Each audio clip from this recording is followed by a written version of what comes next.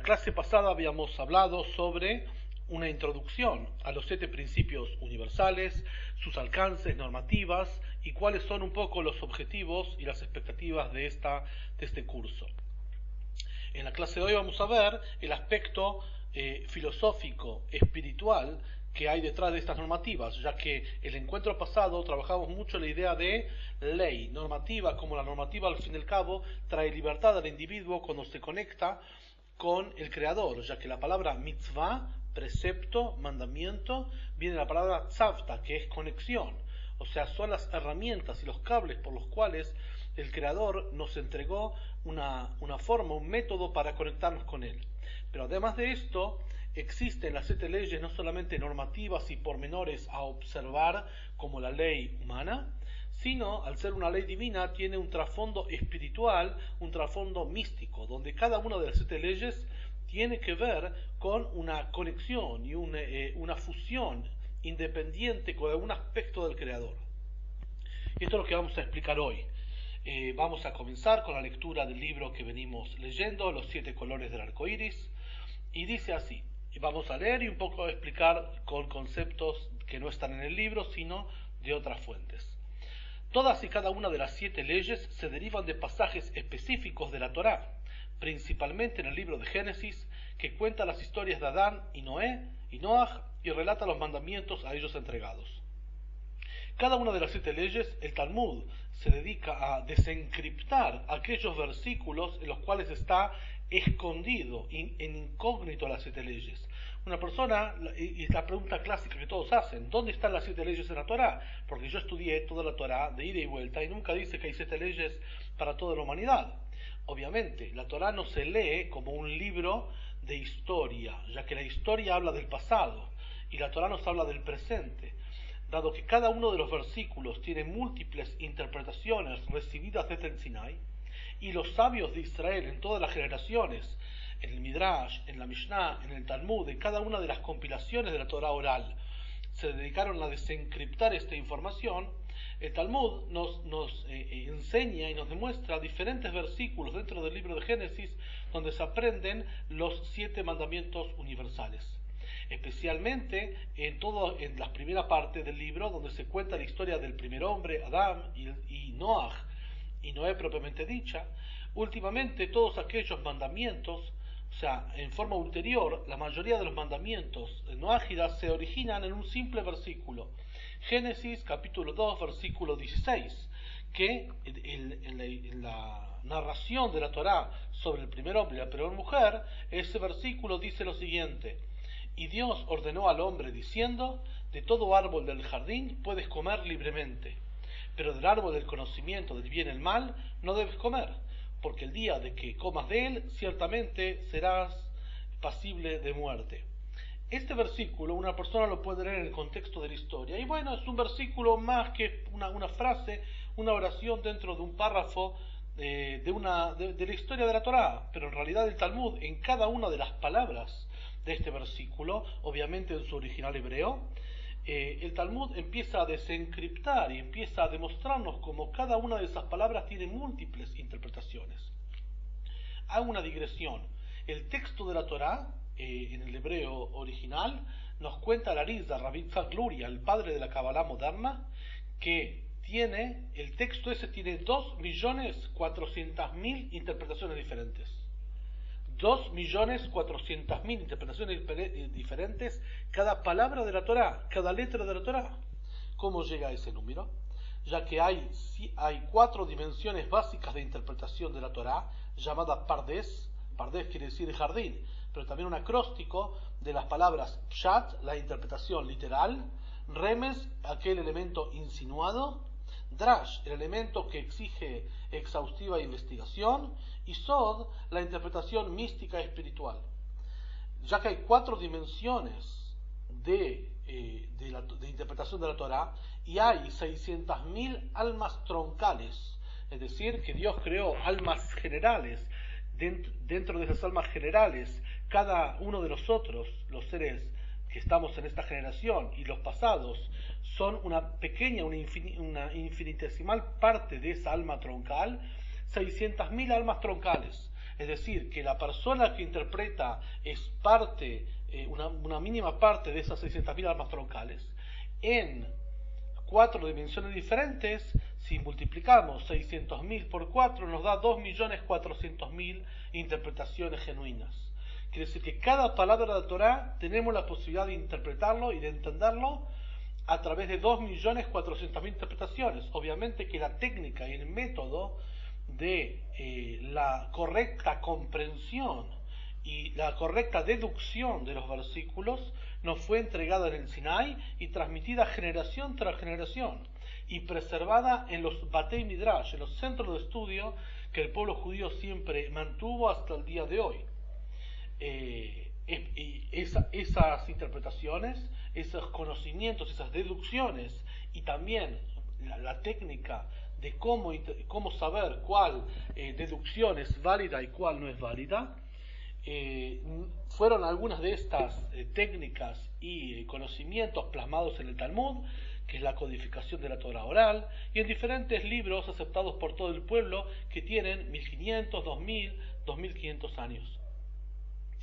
Por ejemplo, voy a traer un ejemplo para no hablar de abstracciones. El versículo dijimos que los 7 principios universales se codifican, de acuerdo a una opinión, en este versículo. Y Dios ordenó al hombre diciendo. Cuando el versículo nos dice, y Dios, nos está ordenando un precepto. ¿Por qué? Porque Dios quiere decir, cuando la palabra Dios, aparte de referirse al Creador, nos está diciendo que Él ordena creer en Él y no hacer idolatría. Uno de los principios fundamentales es la creencia en el monoteísmo más absoluto y la negación y la abstención de cualquier forma de idolatría. Ese precepto está incluido en la palabra Dios. Por ejemplo, otra deducción es: de todo árbol del jardín puedes comer libremente. Entonces, si una persona lo lee en forma estándar, como una narración, dice, bueno, esta es la orden de Dios, que solamente que Dios le ordenó al primer hombre que puede comer libremente de cada árbol del jardín, pero al árbol del conocimiento no.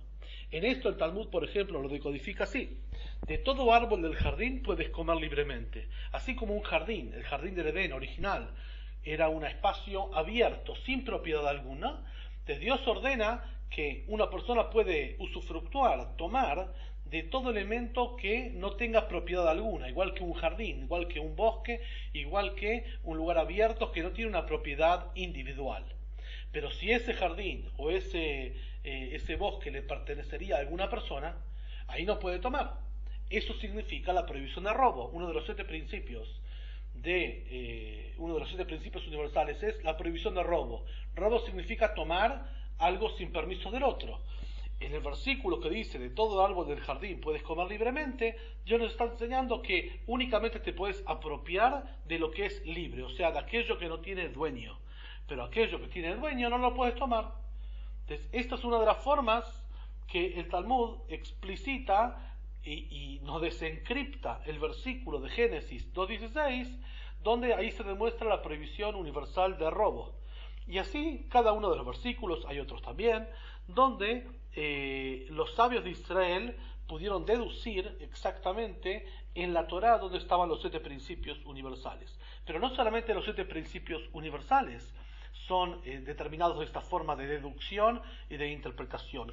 Todas las leyes de la Torá son basadas así, de letras, de palabras, donde en esas letras y palabras se originan un montón de normativas absolutamente.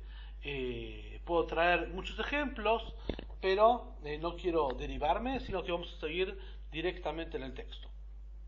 Las autoridades rabínicas que explican estas derivaciones y estas deducciones mantienen disputas sobre algunos puntos.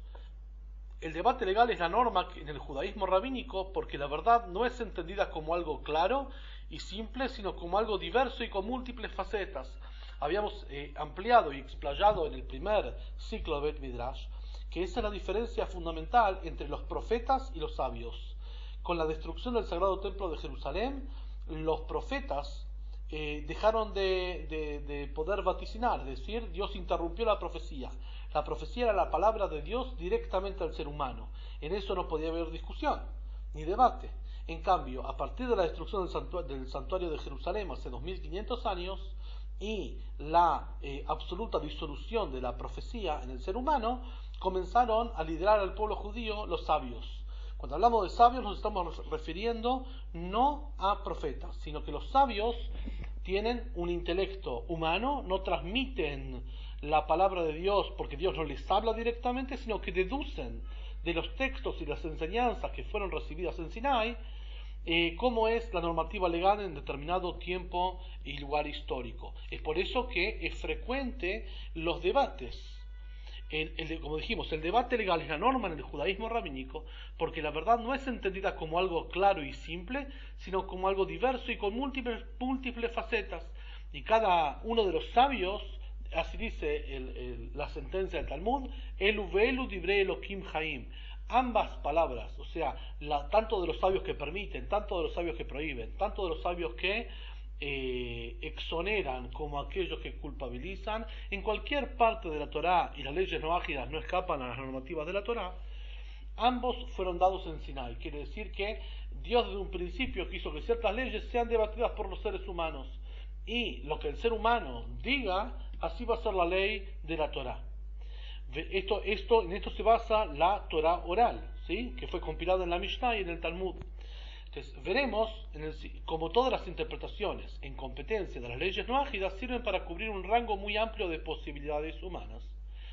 Los 7 principales encabezados, como mencionamos, son las prohibiciones en contra de, y ahora empezamos a numerar en forma sintética los principios universales: la conducta sexual impropia, el asesinato, el robo, la idolatría, la blasfemia, el comer carne de un animal vivo y el establecer cortes de justicia y cumplir la ley del país. Bajo estos encabezados, estos títulos englobantes, vienen muchas provisiones detalladas, algunas inferidas directamente por los rabinos y otras dejadas a la decisión individual de acuerdo al espíritu de esas leyes. Cada una de las normativas, aparte de la parte técnica legal que fue legislado por los sabios del pueblo de Israel, también está el espíritu de la ley, quiere decir la orientación, la inclinación que la ley nos quiere indicar de cómo conducirnos en la vida cotidiana. Y ese espíritu de la ley, o sea, aquel elemento moral derivado de la ley, está a veces dejado a la decisión individual de cada persona.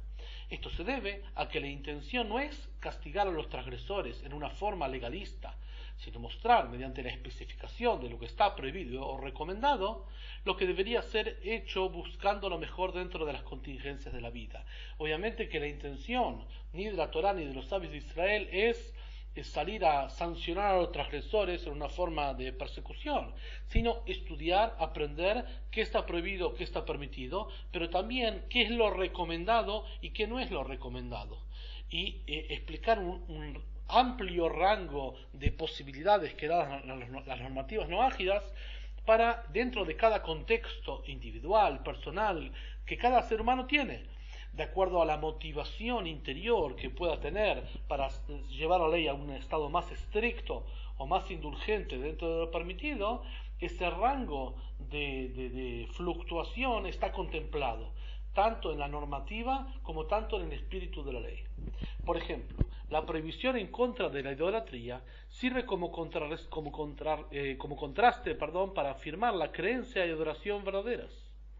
Cuando aprendemos todas las normativas referentes a la prohibición de idolatría, qué significa exactamente idolatría, cuáles son las actitudes de veneración ante ídolos o belleza, o rendir culto o rendir pleitesía ante determinados elementos, si eso incurre dentro de la idolatría o no, o creer en diferentes ideologías en forma intensiva y fundamentalista, si eso es considerado idolatría o no. Cuando uno aprende la normativa, lo que está permitido, lo que está prohibido, lo recomendable y lo más desfavorable, cada vez que uno aprende eso, el espíritu de la ley, cuando lo empieza a practicar, el espíritu de la ley le sirve para afirmar la creencia de adoración verdadera. Por ejemplo, dentro de la prohibición de idolatría está el deber, por la positiva, el deber de rezar y de conectarse con Dios a través de la plegaria todos los días.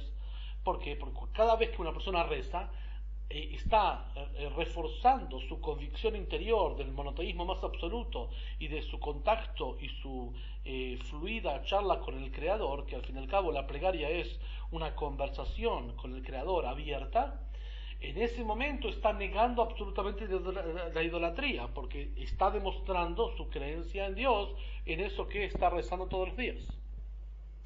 Por ejemplo, otro ejemplo más, la prohibición de ciertas relaciones sexuales apunta hacia una situación deseada que no tenga desvanecencias morales. Cuando vamos a estudiar las prohibiciones sexuales, tanto la zoofilia como las relaciones homosexuales, o el incesto o el adulterio, tiene como función de promover el matrimonio y que es una institución fundamental en la sociedad. El mandamiento de establecer la justicia apunta a la necesidad de un sistema legal que toda sociedad requiere para su funcionamiento, incluso en un ambiente tan complicado como el nuestro, especialmente en nuestra época, donde en la época del posmodernismo, que afecta a todos los países y a todas las sociedades, que todas las leyes y normativas se ven como relativas. La Torah nos pone líneas firmes, eternas, de cumplimiento eterno, sobre el adherirse a un sistema de justicia cada país de acuerdo al que sus conciudadanos eligieron como válido y como legítimo. La intención de estos mandamientos no es establecer la culpabilidad de las personas, sino guiarlas en un camino de verdad que les permitan alcanzar seguridad y felicidad. Obviamente que no hay un grupo de personas, de los sabios de Israel, que fundamentan y difunden las leyes noágidas para sancionar a las personas y mostrar la culpabilidad como una cuestión de culpable o inocente, sino que las normativas vienen a ponernos qué sí está permitido, qué sí está prohibido, qué es conveniente, qué no es conveniente, de tal forma que sobre esas bases generales la gente sepa la guía, el sendero, el camino a transitar, y eso le va a permitir alcanzar la seguridad y la felicidad, cada uno de acuerdo a su personalidad, a su estilo, a sus capacidades que el Creador le dio. Este es un mundo en que la gente decente está a menudo sujeta a afirmaciones erróneas, que han sido aceptadas como verdades simplemente porque nadie puede probar su falsedad. Vivimos en una serie de supuestos que lo recibimos de la sociedad general, la sociedad contemporánea, y a veces esas suposiciones que están muy arraigadas en nosotros, paradigmas interiores que recibimos dentro del seno de la sociedad, pueden guiarnos en un camino errático. Tenemos una intensa necesidad de leyes morales claras, que no conozcan barreras sociales o raciales, que se apliquen tanto al grande y poderoso como al pequeño. Justamente uno de los principios universales son parejos para todos los seres humanos. Es decir, son como 7 columnas sobre las cuales se apoya toda sociedad moral, sana, que accede a la libertad y busca la felicidad de sus congéneres. Por lo tanto, tenemos una intensa necesidad de leyes morales claras que no conozcan barreras sociales o raciales, que se apliquen tanto al grande y poderoso como al pequeño. Únicamente este código de prácticas, los 7 principios universales, o Sheva Mitzvot Bnei Noach, específico y divino, ordenado por Dios mismo como muestra de su cuidado por el mundo, sin ningún mito u otro motivo, puede saldar esta necesidad sin caer en un estado de divisionismo, estatus al que ciertamente a lo largo de la historia han llevado los intentos humanos. Justamente el origen divino de estas leyes las hace inalterables y las hace diseñadas por el Creador, entendiendo la naturaleza del ser humano. Justamente el mismo Creador del ser humano le da las normativas que son los senderos y las guías, como un padre guía a un hijo, mostrándole el camino más conveniente y el más desfavorable para alcanzar su plenitud. Para alcanzar este nivel, no hay necesidad ni es obligación para un gentil el convertirse al judaísmo. Este punto siempre se nos pregunta, porque en otras religiones, alejados del monoteísmo más absoluto, es claro que otras religiones prometen, otras creencias espirituales prometen salvación únicamente si uno se aferra a esa creencia o a esa religión. Muy diferente es el monoteísmo más absoluto que expresa la Torá, que bien claro la Torá indica que hay 2 identidades espirituales.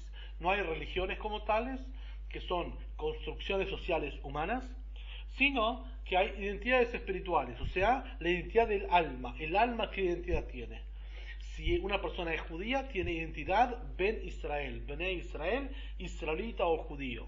Si no es judío, tiene identidad espiritual no ágida. Por lo tanto, para alcanzar la luminosidad, el brillo de estos 7 principios y de la verdad de la Torá, no hace falta convertirse al judaísmo. Es por eso que Dios marcó un camino claro en el Sinai, incluso antes, desde Noaj, desde el primer hombre hasta Noaj, que ahí se consolidaron los 7 principios universales y fue refrendado y revalidado en la revelación de Dios en el Sinai, los 7 principios universales, y ahí fue conferido al pueblo judío de ser el depositario, de entregar esta información y estimular a todos los seres humanos a observar estos preceptos. Pero bajo ningún concepto es condición convertirse al judaísmo. Un gentil quien ha sido aceptado para la conversión al judaísmo deja atrás las 7 leyes y no puede volverse de las obligaciones judías completas a las obligaciones no ágidas solamente. El proceso de conversión al judaísmo, es decir, que ingresa en el ser humano un alma judía, cambia su identidad espiritual. Es decir, de un alma no ágida, gentil, ahora viene un alma judía. Cuando completa el proceso de conversión al pueblo judío, es un proceso irreversible. Es decir, que cualquier gentil que pasa por el proceso de conversión, aprendiendo los preceptos del pueblo judío, practicándolos, y en el varón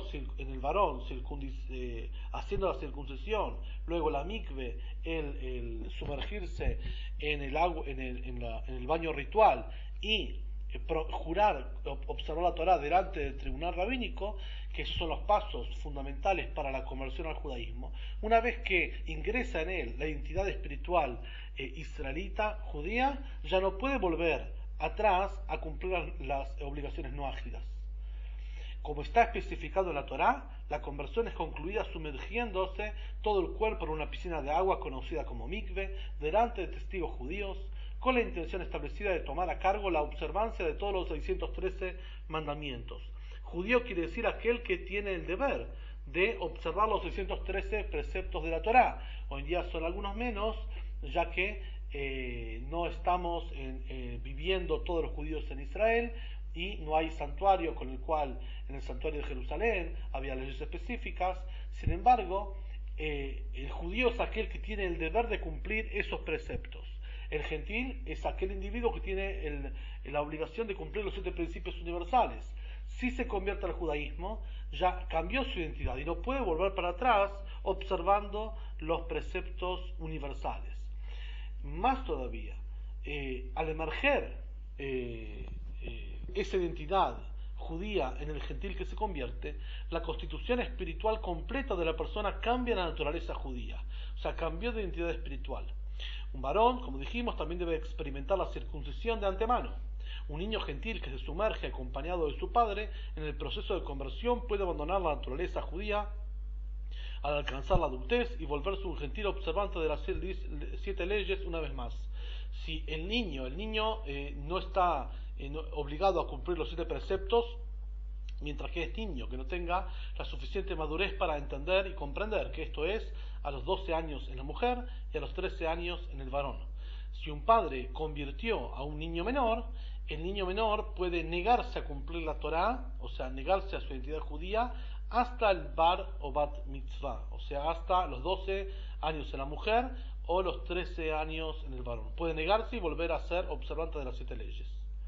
Ahora, un gentil, todo eso es cuando un gentil quiere convertirse al pueblo judío, que es un proceso irreversible. Ni que hablar, y vale la aclaración, que uno de los principales motivos porque vemos últimamente que mucha gente quiere convertirse al judaísmo y recibimos cientos de solicitudes por mes, es por el simple motivo que no se sabe ni se conoce qué cosa es el judaísmo realmente. Se tiene una imagen de la práctica judía muy distorsionada de lo que es originalmente, que está lleno de pormenores, obligaciones, derechos y de un modo de vida que es muy exigente en la práctica, y eso no se ve a primera vista. Como la persona no conoce eso, entonces desea en su inconsciente colectivo pertenecer al pueblo judío, pero cuando aprende que por un lado es algo muy complicado hacerlo, porque incluye un nivel de modificación de vida muy extrema, es cambiar absolutamente la forma de vida, tanto en las compañías, como en los trabajos, como en la alimentación, todo el estilo de vida tiene que modificarse, pero más allá de eso, cuando empieza a descubrir el gentil que los 7 principios universales es el camino que el Creador marcó para su proceder espiritual y para su proximidad a Él, entonces empieza a observar los 7 principios universales con compasión y con ahínco, porque sabe que eso es el bien para él. Ese es el deseo más íntimo del Creador, no aspirar a ser judío, sino en su estado gentil cumplir los preceptos. Por eso, si bien hay un procedimiento para la conversión al judaísmo, un gentil que desea guardar las 7 leyes, después de entrar en conocimiento de ellas, no tiene necesidad de ceremonia alguna. Justamente, no hace falta ningún acto específico para empezar a observar las 7 leyes, porque en realidad, a partir de que una persona, en la mujer tiene 12 años y en el varón cumplió los 13 años, ya está obligado a hacerlo. Esto es como, voy a traer un ejemplo, en la ley secular, en la ley convencional de cada país, hay una edad que es la mayoría de edad, que a partir de la mayoría de edad una persona puede emanciparse económicamente, puede votar, tiene diferentes obligaciones, y para llegar a esa mayoría de edad, la única condición es llegar a la mayoría de edad. No hace falta hacer ninguna ceremonia especial para tener los derechos y obligaciones y garantías que la ley de cada país adjudica a una persona mayor de edad, frente a lo que es una persona menor de edad. Y no importa cuando la persona toma conciencia y se percata de ello. Imagínense una persona que no sabía de estas leyes, de las normativas, del ejemplo que trajimos, ¿sí? Que por ejemplo en Argentina y en otros países más, a los 18 años tiene diferentes normativas, incluso antes ya se puede votar, se puede manejar un vehículo, conducir un vehículo. Pero imagínense que una persona no sabía esto y a los 30 años se percata de ello. No hace falta ninguna ceremonia para percatarse, porque él ya estaba obligado a cumplir esas normativas especiales de mayoría de edad, o tenía los derechos ya a partir que biológicamente cumplió esa edad. Lo mismo los gentiles frente a los 7 principios universales. No se requiere ninguna ceremonia para aprenderlos ni para practicarlos. Sin embargo, el gentil puede consolidar su posición afirmando su deseo de guardar las 7 leyes delante de 3 estudiosos de la Torá. Si lo quisiera, el gentil, una vez que aprende las 7 leyes y su práctica, su puesta en marcha, su aplicación en la vida concreta, puede presentarse delante de un tribunal de 3 estudiosos de la Torá, que no hace falta que sean jueces de la Torá, sino que sean eruditos de la Torá, y declarar frente a ellos que está dispuesto a observar los 7 principios universales. Sobre este detalle vamos a ampliar en las próximas clases. Pero igualmente es un permiso que tiene, si quisiera consolidar su identidad no ágida, podría hacerlo así. Sin embargo, no hace falta absolutamente. Hasta aquí explicamos parte de la filosofía que se deriva y se trasluce de la observancia y el conocimiento de los 7 principios universales. Ahora vamos a ingresar en algo más profundo, que es la dimensión mística espiritual de las 7 leyes, que no son solamente normativas a observar o prácticas a ejecutar, sino que en realidad cada una de las 7 leyes refleja, como dijimos en la introducción, un aspecto espiritual divino de conexión interior y de fusión del alma de la persona con el Creador a través de estos principios. La tradición judía contiene un elemento que, hasta hace pocos siglos, era enseñado únicamente a los muy sabios. Esta sabiduría secreta, conocida como Kabbalah, de la palabra hebrea para verdad recibida, señala la forma en que Dios formó y ordenó al mundo. Hace aproximadamente 450 años, cuando apareció el Arizal Rabbi Yitzhak Luria, el padre de la Kabbalah, o sea, del misticismo moderno, él nos reveló que a partir de ese momento, por la decadencia espiritual que las generaciones venían sufriendo, es un precepto difundir en forma amplia el conocimiento místico hebreo, que está incluido en la Kabbalah. La Kabbalah puede ayudar a una persona a entender los misterios detrás de la creación. Su premisa básica es la doctrina de las 10 sefirot o atributos divinos, 10 emanaciones divinas que transportan los atributos originales de Dios a las estructuras que Él creó, tanto de la forma del universo como la forma humana. Uno de los principios fundamentales de los misterios de la creación revelados en la Kabbalah es que Dios posee en sí mismo, Él se autocreó 10 emanaciones, o sea, 10 cualidades, 10 facultades divinas, que esas facultades divinas desea Él plasmarlas en la estructura del universo y en la estructura humana. Sabemos el versículo que nos indica que el ser humano fue creado a imagen y semejanza de Dios. Imagen y semejanza de Dios quiere decir que el ser humano en su estructura intelectual, emocional y más motriz práctica tiene una cualidad de interrelación con Dios. Es el único ser, el ser humano, que puede fusionarse con Dios en forma racional, a diferencia de los animales, de las plantas o de los seres inertes. Es decir, que dentro del ser humano hay un aspecto espiritual divino que él tiene que revelar. Esos son 10 sefirot o 10 atributos espirituales. Cuando Dios deseó crear el mundo por su verdad y bondad, Él lo hizo proyectando estos 10 atributos esenciales a un espacio que Él había preparado. O sea, Él quiere que nosotros descubramos en nuestra vida diaria nuestro aspecto divino, nuestra alma dentro de nuestra vida cotidiana, que la vida cotidiana incluye las necesidades corporales, las necesidades emocionales, ¿sí? Y las necesidades intelectuales, es decir, que un ser humano no solamente alcanza con comer y beber y dormir, sino que tiene necesidades emocionales y espirituales, ver un paisaje, alegrarse con una película, reír, etc. Por lo tanto, a rasgos generales, antes de Dios crear el mundo, Él tuvo la intención de proyectar sus propios atributos, su propia naturaleza al ser humano, ordenándolos entonces de esta manera que mostrará su propósito verdadero para los habitantes a quienes Él pondría allí. O sea, que Él construyó el mundo y construyó al ser humano, lo generó preparado para reflejar los 10 atributos divinos, instaurándolos, incrustándonos en el hombre, y el ser humano tiene la misión espiritual, a través de observar sus normativas, de descubrir su aspecto espiritual y divino en su alma. Esto fue hecho por Dios a través de las 10 sentencias, y Dios dijo, que aparecen en el libro de Génesis. Sabemos que en el principio de la creación, en el principio de la Torá, se nos cuenta 10 veces la palabra y Dios dijo, Vayomer Elohim, y dijo Dios, que Dios creó el mundo a través de la palabra. Por lo tanto, en cada una de esas sentencias, de esas frases, Dios estaba construyendo su mundo a través de su palabra, plasmando y proyectando cada uno de sus atributos en la creación y en el ser humano.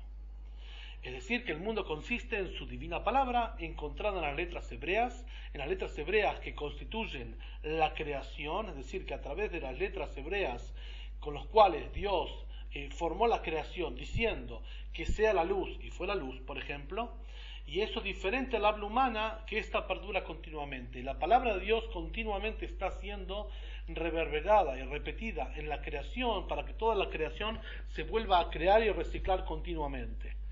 Y las letras hebreas espirituales que constituyen la palabra divina creando al mundo, en esas palabras está reflejado un poco, en esas 10 sentencias o 10 palabras, las 10 sefirot o los 10 atributos divinos que Dios plasmó en el hombre. Pero están ocultos en el ser humano y están ocultos en la creación. La misión de un ser humano es revelar, exponer, descubrir su aspecto divino dentro de su vida natural. Como hemos visto, el ser humano es descrito en la Torá como hecho a imagen de Dios, con una cara conteniendo 2 ojos, una nariz y una boca. y con un cuerpo, 2 piernas y 2 brazos. Este arreglo es fundamental, reflejando tanto de la verdad y de las intenciones divinas que en la Kabbalah viene a ser la fuente del entendimiento de casi todo el esquema de la creación con sus interrelaciones y destino. Es decir, que la estructura del ser humano, tanto teniendo 2 hemisferios cerebrales y un lóbulo anterior, es decir, 3 atributos intelectuales, así también el torso que incluye 2 hemisferios, hemisferio derecho, hemisferio izquierdo, dentro del corazón, la parte derecha, la parte izquierda, así también como las extremidades, 2 piernas y 2 brazos, en total da, y la interrelación entre las partes derecha e izquierda del corazón, en total da 10, es decir, que el ser humano, el cuerpo del ser humano y las funciones que cada órgano tiene para funcionar y para aplicar en la vida diaria, reflejan en algún aspecto los atributos divinos, obviamente alegóricamente. 3 de las sefirot, 3 de los atributos primarios, de los atributos divinos primarios, las primeras en orden de descenso desde él, son conocidas como intelectuales. Así como un ser humano tiene 3 capacidades intelectuales reflejadas y que habitan en los hemisferios cerebrales, el hemisferio izquierdo, el hemisferio derecho y el lóbulo anterior, que ahí habitan y residen las capacidades de creatividad, análisis y conciencia, son conocidas en la Kabbalah con el nombre de Chabad o Jochma Binah Da'at, que significa sabiduría, es decir, creatividad, entendimiento, es decir, análisis, y conocimiento, es decir, conciencia. El intelecto del ser humano, a su vez, genera la posibilidad de las emociones humanas. Y las emociones, a su vez, tienen 7 atributos emocionales, que son bondad, fuerza, belleza o equilibrio, eternidad, gloria, fundación y soberanía.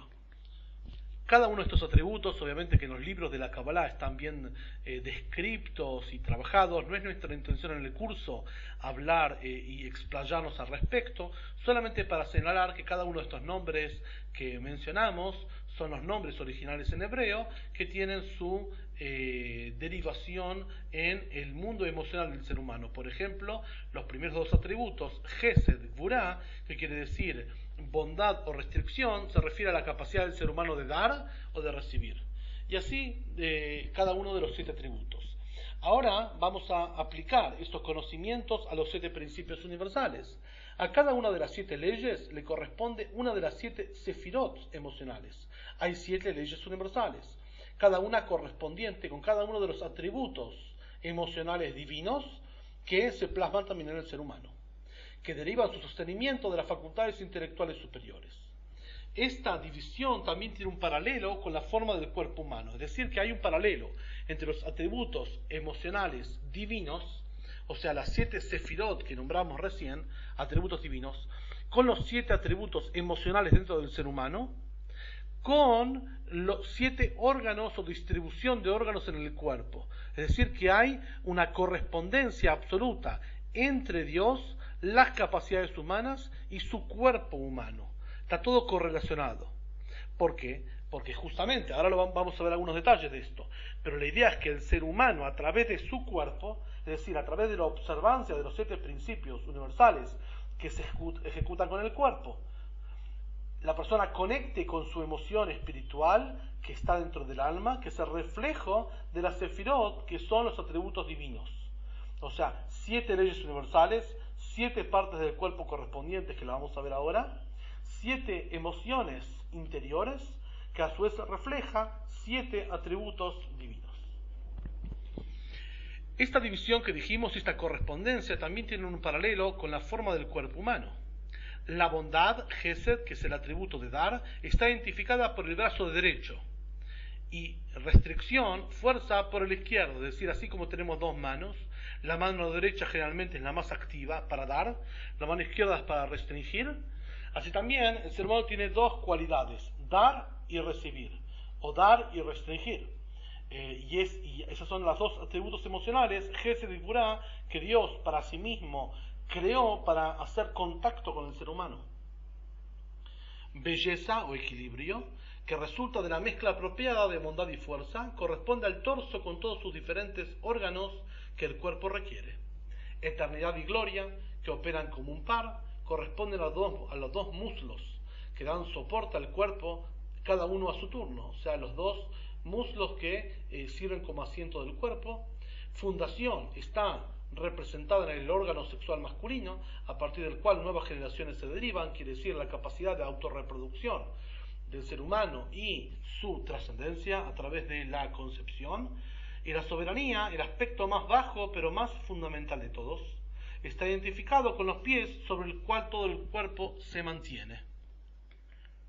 Es decir, que a grandes rasgos podemos darnos cuenta de la correspondencia que hay entre los 7 órganos del cuerpo o sectores en el cuerpo que reflejan 7 emociones espirituales activadas a través de los 7 principios universales, que a su vez conectan con los 7 atributos emocionales del Creador. Hay también una conexión a los 7 colores del arco iris, ya que el arco iris, sus 7 colores reflejan y nos recuerdan sobre los 7 principios universales.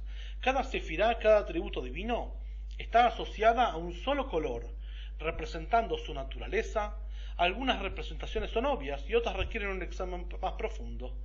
En cada uno de los próximos cursos, clases que vamos a dar, vamos a explicar cómo cada uno de los 7 colores del arco iris refiere a cada uno de los 7 principios universales, y cómo a través de la observación puntual del arco iris podemos entender cuáles son los preceptos que nos corresponden, qué activan nuestras partes orgánicas en la biología humana, qué activan la parte emocional en el ser humano espiritual, que a su vez lo fusionan y lo conectan con los 7 atributos emocionales del Creador, llamadas Sefirot. El número 7 también está conectado con los 7 días de la semana, una vez que esto corresponde al ciclo natural completo que fundamenta y satisface al mundo en que vivimos. Así como Dios creó el mundo en 6 días y el séptimo creó el descanso, es decir, que la perfección del mundo, tanto en su faceta de creación, que son 6 días, como en su faceta de pasividad, que es un día, el día de Shabbat, en total son 7 días, 6 más 1, y esa es la perfección de la creación humana, que Dios creó el ser humano en 6 días, el séptimo creó el descanso. El número 7 también refleja el ciclo natural completo. Hay otras asociaciones con el número 7, demasiadas sin embargo para describirlas en este contexto, sin embargo la Kabbalah sí lo expresa. Para terminar, dice así: las sefirot, los atributos divinos, no son entidades en ningún sentido. No tienen tamaño ni posición, ni inteligencia ni poder. No son particiones dentro del Creador, Dios libre, ya que uno de los principios del monoteísmo más fundamentales es que Dios no tiene ninguna forma ni ninguna partición. En esencia no son individuales, porque cada una contiene dentro de sí a las demás, sino que son atributos dentro del propio Creador. Sus nombres son aquellos que la Torá les da a los atributos e intenciones propios de Dios, al punto que Él desea hacerlos conocidos, así como la mente humana pueda comprender lo que está por encima de su capacidad.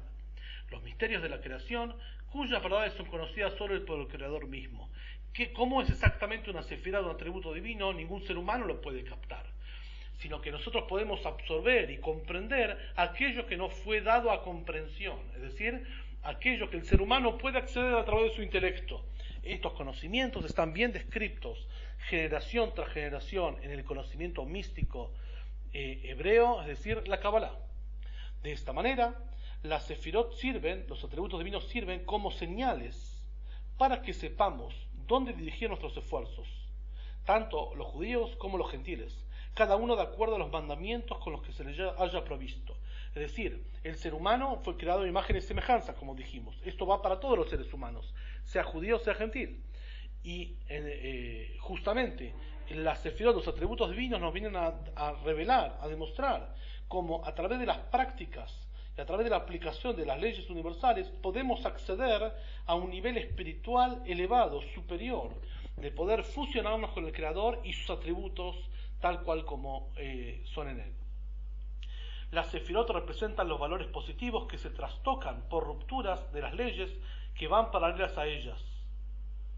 Por lo tanto, cuando las leyes son respetadas, las sefirot resplandecen, quiere decir las sefirot son como canales. Cuando una persona conecta con esos canales, es decir, observa los principios, esos atributos divinos resplandecen en el individuo, es decir, conectan y empiezan a reflejar en el individuo el aspecto divino. En cambio, cuando hay una ruptura, es decir, cuando hay una obturación de esa energía espiritual, porque la persona no observa uno de los 7 principios, en ese caso, ese conducto se obtura.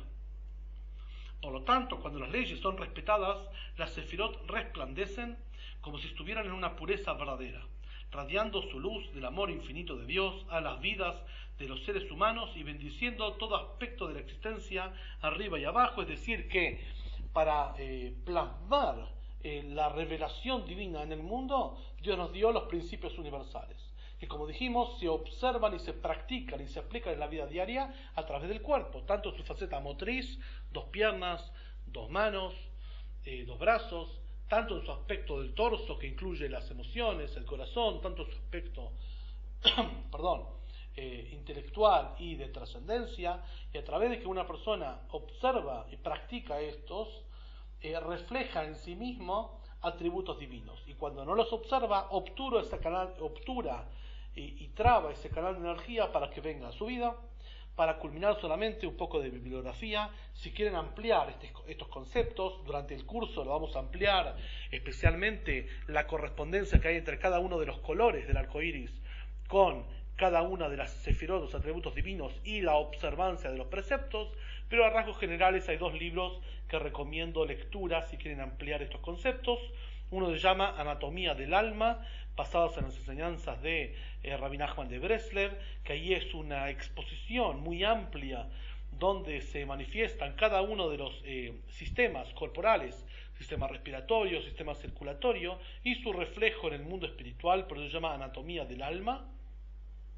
Hay otro libro que el autor es Rabbi Moshe Cordovero, un gran sabio coetáneo de Rabbi Tzak Luria, que vivió hace 450 años en Tzfat, en Safed, en el momento de resplandor de la Kabbalah, que se llama Tomer Deborah, la palmera de Débora, que ahí ese libro especialmente explica cómo, en forma práctica, cómo una persona puede reflejar dentro de sí las sefirot, los atributos divinos. Es decir, a través de una serie de conductas, a través de una serie de trabajos interiores, de refinación y purificación de sus rasgos de carácter, una persona puede alcanzar, reflejar los atributos divinos en su vida.